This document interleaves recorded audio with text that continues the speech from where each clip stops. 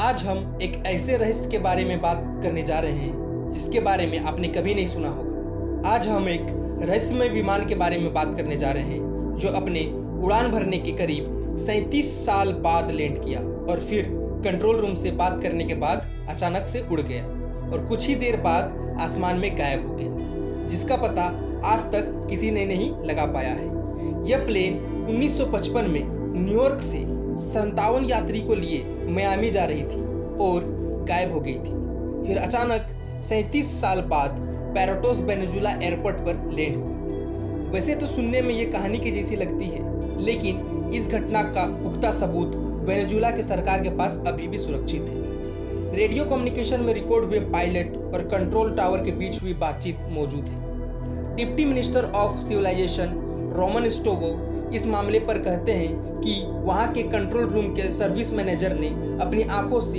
इस घटना को देखा था। इसके अलावा इस घटना का एक महत्वपूर्ण सबूत भी मौजूद है, वह है पायलट द्वारा रनवे पर छोड़ा गया एक हैंड साइज का कैलेंडर। वहां कर्मचारी जवान दिल्ला ने इस घटना को देखा था और उन्होंने पायलट की आवाज़ भी सुनी थी। उनके पास वो कैलेंडर भी मौजूद था जिसे उस हवाई जहाज के पायलट ने छोड़ा था। जहाज में बैठे सभी यात्री को यह लग रहा था कि वह 1955 में है और उनकी पायलट फ्लोरिडा में लैंड की है, लेकिन सच्चाई तो कुछ और थी। अभी तक ये नहीं समझ में आ रहा था कि वो लोग इतने समय तक कहाँ थे। कंट्रोल रूम में बैठे सभी कर्मचारियों को यह सब देखकर अजीब लग रहा था। वह जिस प्लेन को देख रहे थे वो प्लेन काफ़ी पुराना था, साथ ही साथ रडार पर उस जहाज का पहचान भी नहीं कर पा रहे थे।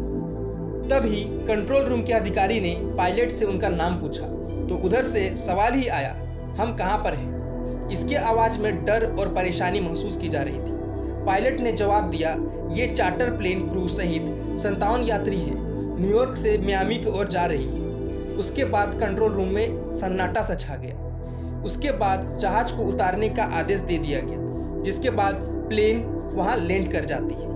कोर्ट के मुताबिक पायलट ने बताया कि 1955 मियामी के 9:55 पर लैंड होने वाली थी। उन्होंने जहाज के कैप्टन को बताया ये कारकस का इंटरनेशनल एयरपोर्ट है और आज 21 मई 1992 है। तभी पायलट का रिप्लाई आता है, oh my God. Doctor court ने उन्हें शांत कराने की कोशिश की और कहा, हम आपकी सहायता के लिए ग्राउंड क्रू को आपकी सहायता के लिए भेजते हैं। तभी पायलट जोर से चिल्लाता है, हमारे पास मत आओ, हम जा रहे हैं। ग्राउंड क्रू के जहाज में बैठे यात्रियों को चेहरा देखा तो ऐसा लगा जैसे उन यात्रियों को सांप सूंघ गया। पायलट ने हाथ हिलाकर ग्राउंड क्रू को वहां से जाने के लिए कहा। तभी उनके जहाज से एक छोटा सा कैलेंडर गिर गया।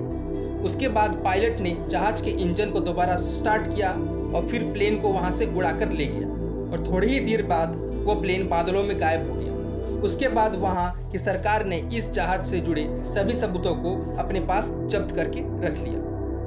तो दोस्तों, ये एक ऐसी घटना है जिसको समझ पाना बड़े बड़े वैज्ञानिकों या फिर कोई नॉर्मल इंसान के भी परे है, क्योंकि हमारे पृथ्वी में अभी भी बहुत से ऐसे चीज हैं जो सोच से बाहर है। क्या पता ये प्लेन शायद टाइम ट्रेवल में चला गया हो, जिससे वो 37 साल बाद फ्यूचर में आ गया हो, वरना ना तो 37 साल तक ना कोई आदमी बचता है, ना ही 37 साल तक प्लेन का फ्यूल बचता है।